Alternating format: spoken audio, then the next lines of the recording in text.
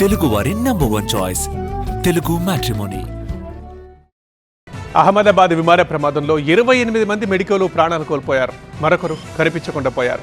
ప్రయాణికులు సరే, కానీ మెడికల్ కాలేజ్ హాస్టల్లో ఉన్న మెడికోలు ఎందుకు ప్రాణాలు కోల్పోయారు? ఎలా? మెడికోల మృతిపై అధికారులు ఏం తేల్చారు?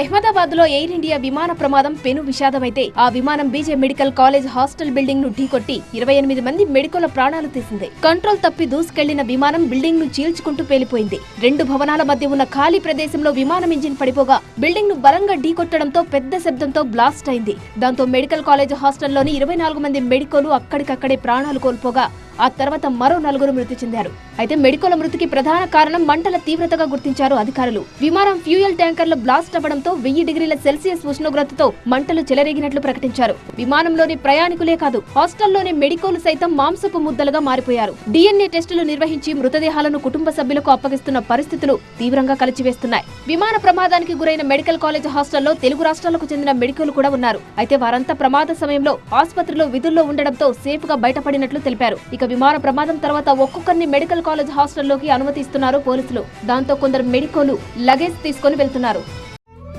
తెలుగు వారి #1 చాయిస్ తెలుగు మ్యాట్రిమోనీ.